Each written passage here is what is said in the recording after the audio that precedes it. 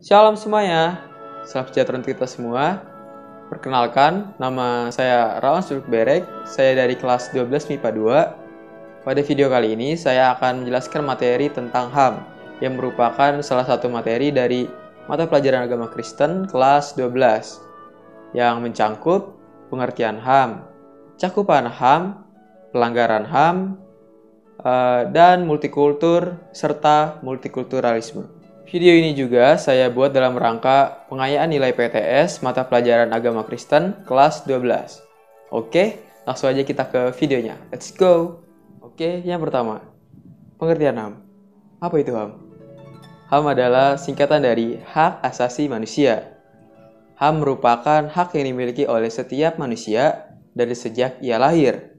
HAM itu berlaku dimanapun, kapanpun, serta kepada siapapun. Itu artinya HAM bersifat universal.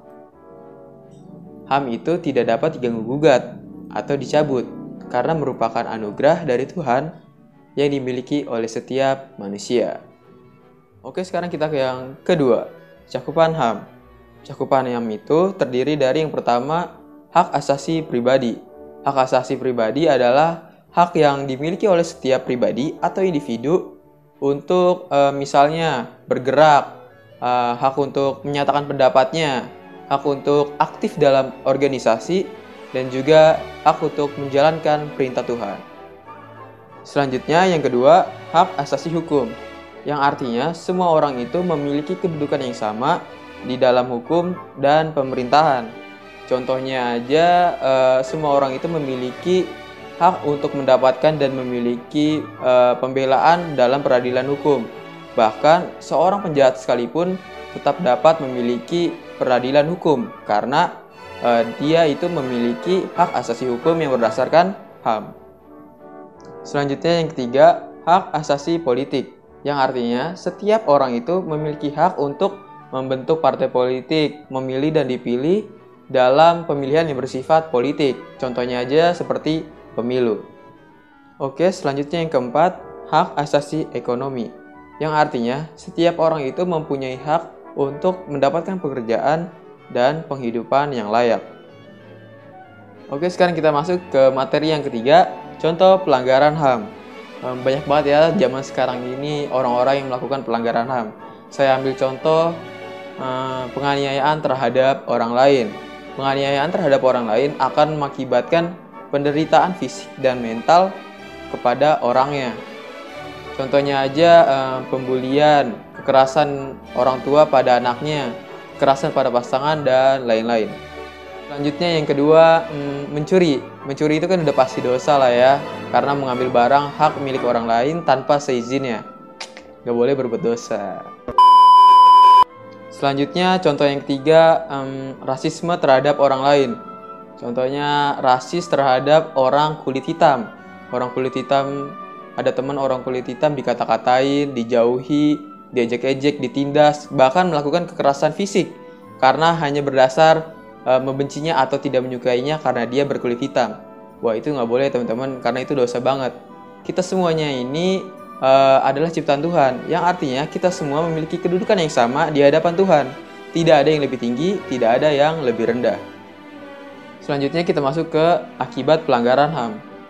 Orang yang melakukan pelanggaran HAM udah pasti mendapatkan sanksinya.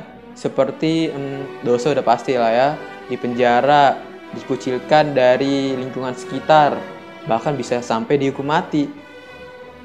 Udah berbuat dosa, dikucilkan, dipenjara, dihukum mati. So, janganlah melakukan pelanggaran HAM, karena melanggar HAM hanya akan merugikan orang lain dan diri sendiri.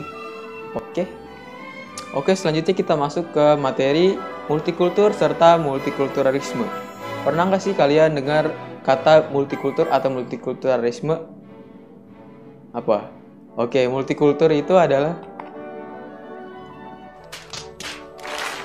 multikultur atau keberagaman budaya adalah fakta di masyarakat di mana orang-orang yang ada di dalam masyarakat tersebut memiliki berbagai latar belakang budaya, latar belakang adat istiadat, kebiasaan, tingkat kehidupan, letak geografis, bahkan perbedaan agama. Sedangkan kalau multikulturalisme adalah ideologi yang menekankan kesederajatan dalam keberagaman. Multikulturalisme juga tidak hanya membahas mengenai kebudayaan atau budaya. Multikulturalisme membahas juga mengenai politik, demokrasi, ideologi, ekonomi, penegakan keadilan, kesempatan kerja, HAM, dan lain-lain. Jadi, pengertian multikulturalisme adalah tuntutan untuk menerima dan memperlakukan semua orang di dalam perbedaannya sebagai manusia yang bermartabat serta makhluk mulia ciptaan Tuhan.